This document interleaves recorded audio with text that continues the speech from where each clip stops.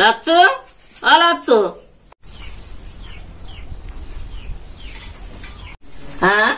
పిలిస్తే సప్పుడు చేస్తలేవేంది? దీంతో నేను ఎందుకు మాట్లాడాలి? పిలిస్తే నీకు నువ్వే గులుక్కుంటానే. చెవులలో జిడిగిట్ట పోసుకున్నావా ఏంది? ఇప్పుడేమన్నావు? నాకే జీడి పోతా, ఎక్కువ తక్కువ మాట్లాడుకో, నీకే పోతా జీడి. ఎన్నిసార్లు మరి పిలువంగా చెవులు వినబడతలేవా? చెవులలో దూదిగిట్ట పెట్టినావా? ఏందే నేను అప్పుడు వేయాలి, నాకు దూది పెడతావు, నీకే దూది పెడతా. మాటకు మాట మర్ర పడుతుండగా చూసినావా? మీ అవ్వగిట్ట చెప్పింది ఏంది ఇట్లా అనుమాని? నువ్వు చక్కడ కూర్చోని మా అమ్మ చెప్తుందా? మొదగాలేమో నువ్వే అంటివిగా. ఏదో నువ్వు మనవరాలు అని తమాషక అంటే నువ్వు నిజంగానే అనబడితివి. నిజంగానే అని నేను మర్రపడ్డాక తమాషా అంటున్నావా? మీ అవ్వలెక్కనే పొగరు జామ్ బాగానే ఉన్నది గాని మీ అవ్వకున్నంత జామ్ పొగరు నీకు లేదా? మా అవని అంటున్నావు. వచ్చావా గణంతో ఊకుండా పుల్ల పెడతాది. తాత నా సందలు నేను అక్కడ ఆడుకుంటే నానమ్మ పిలిచి మరి నన్ను లొల్లి పట్టేది. నాకైతే బాగా అనిపించాలి. ఎప్పుడు నువ్వే ఏంది నిన్న ఒక్క మాట చూద్దామంటే నిన్ను అస్సలు తిట్టలే పిల్ల. నేను అమ్మతో నానమ్మ ఇవరాక చెవులో జీడి వస్తా జీడి పెడతా అనలేవా? అరే నువ్వేం మనిషి పొలతో కూడా లొల్లి పెట్టుకుంటున్నావు. నేనేమని తిట్టినాను? లేకపోయినా మంచివనివా? ఇట్లా అమ్మని పిలిచినందుకు తప్పేంది? పిలిచిందని మంచిగా వెళ్తా అయిపోవా?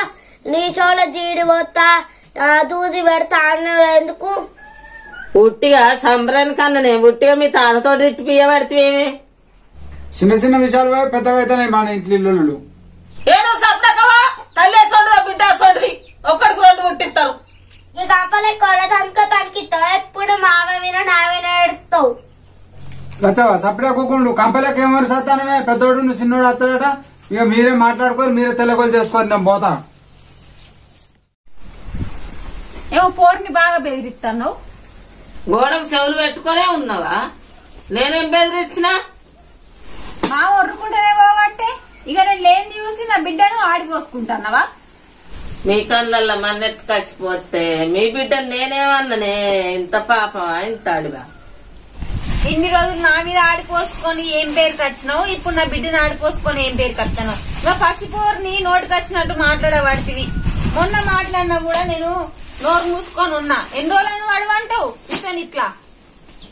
కొడుకు రాని ఓలన్న రాని నేను ఆడిపోసుకున్నా అంటానే. ఎవరికి ఇంత ఆస్తి రాసి ఏం చేసుకుంటారో చేసుకోని నన్ను. ఏ రోజు నీ ఆస్తి కోసం నేను ఆశపడలేదు.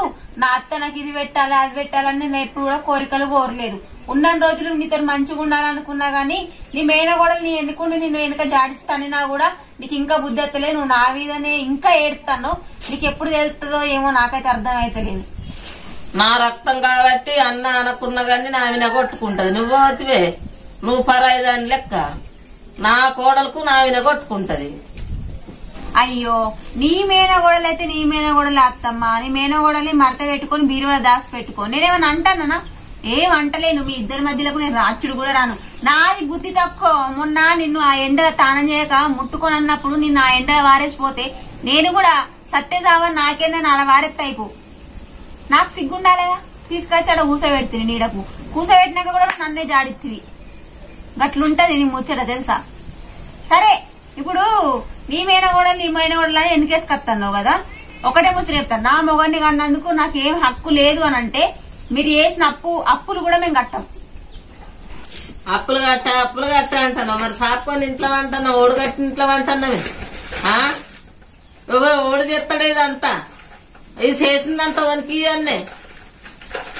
అవో చూసి రావుల్లా ఇప్పుడే అంటే కదా నా మేనగోడలు ఉంది, నా మేనగోడలు నా రక్తం నాకైతుందని. నీ మేనగోడలకి అప్పులు నీ మేనగోడలకి అయ్యి, ఆస్తి నీ మేనగోడలకి అయ్యి. నువ్వు అప్పులు చేసిన దాంట్లో సగం ఆస్తి కూడా లేదు నీది. ఆడెందుకు కడతాడే? సరిసగం అప్పెత్తా కట్టుడే అంటే ఉన్న ఆస్తేమో సరిసగం పంచు అని అంటేనేమో పంచదట, ఒకరికే ఇస్తా అంటాను. మరి ఉన్న అప్పులు సరిసగం ఎట్లా పంచుతావు? ఆ అప్పు కూడా ఒక్కడే కట్టాలి కదా. అంటే ఆస్తి ఇయ్యవు గాని అప్పు మాత్రం పాలే. నీ అసలు అత్త ఇంటింటికి ఒకటి ఉండాలి. మస్తు పేరు కట్టాయి కుంపలు. చిన్న నడుస్తుంది వాడు పుట్టడు కట్టం చేసి దుబాయ్ పోయి చేసిండు, బొంబాయి పోయి చేసిండు, పుట్టడు కట్టపడ్డాడు, మమ్మల్ని దాదిండు. వీడికి ఇంకేం పని చెప్పినా చిన్నోనికి వాడు గౌరవంగా దాదిన గౌరవంగా పెరిగిండు. బాగా మాట్లాడుతున్నావు, వీడు వచ్చి చూసినట్టు. వాళ్ళకైనా బుద్ధి వచ్చేదాకా గట్లనే చేస్తారు. బుద్ధి వచ్చినాక వాళ్ళ జీవితం వాళ్ళు చూసుకుంటారు, 4 రూపాయలు ఇంట్లోకి ఇవ్వాలనుకుంటారు. నా మొగడు కూడా ఒక ఏజ్ వచ్చేదాకా గట్లనే చేసిండు. ఏజ్ వచ్చినాక ఇప్పుడు పెడతలేడా మీకు? మరి వాళ్ళకి ఎడతాండు. బాధ సుతం పెట్ట, నువ్వు చేసిన అప్పు నీ మొగడు చేసిన అప్పు కట్టుకొని ఇంట్లో నుంచి వీకుండ్రి. నువ్వు వీకు అనేది నేనే వీక్తా.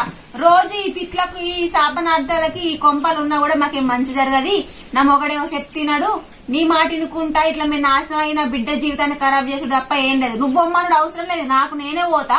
కానీ నేను వేడక మాత్రం నా జోలికి అత్త మాత్రం 10 మందిలకు పిలిచి ఇజ్జత్ ఇస్తా చెప్తాను. అవా నీ తల్లి నీ బాంచని కాలు మొక్త పో పో పో.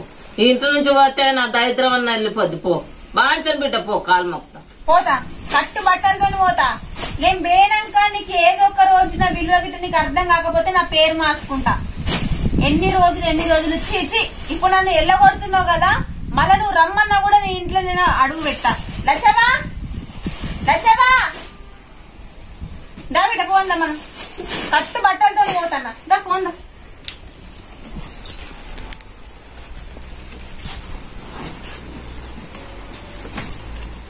ఎవరిని గుంజుకుంటే వేసుకుంటూ ఉరుకుతుంది. ఏమైంది దీనికి?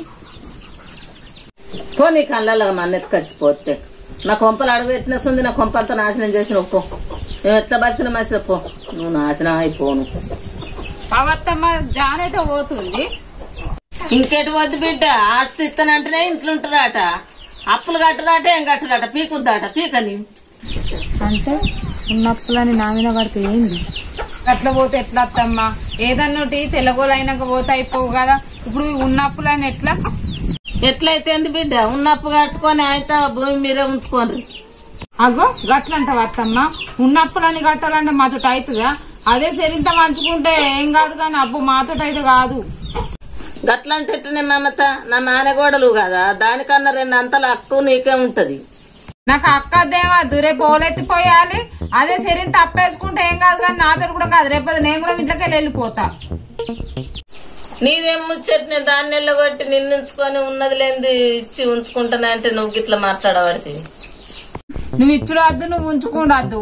ఆ అప్పులు కట్టున్నతడు కాదు, ఆస్తి ఈడు ఇంటికాడు ఉంటా.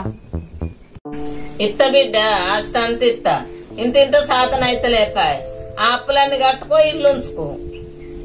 ఉన్న భూములు అమ్మినా మీ అప్పు తీరది. మీరు కుక్కల పడ్డప్పుడు ఓలార్చుకోవాలి మిమ్మల్ని. నానగోడలని అన్ని చెప్పుకున్నందుకు మమత మంచిగానే నామాలు పెట్టినావు కదా.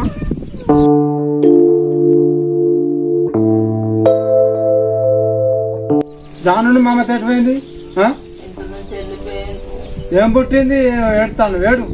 నా కోడలు అని మంచిదాన్ని మా లొల్లి పెడితివి.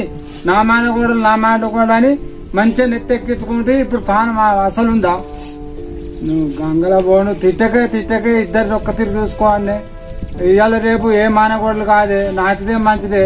మానకోడలు అంటే ఎవరు పెడతలేరే, దేశం మీద చూస్తలేమంటే విన్నావా, ఆగినవా?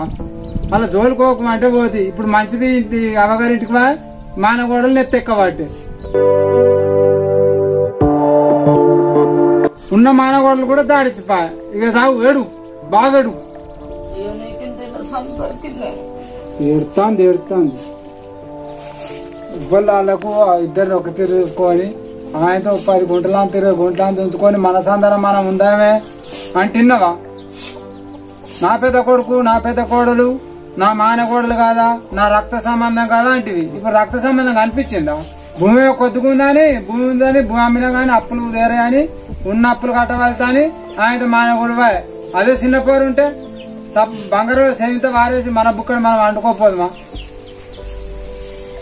చెప్పుతే అసలైనపోతే దాని జోలుకోక లొల్లి కాకిదలుగా అంటే సపరేట్గా వీకు అంటివి.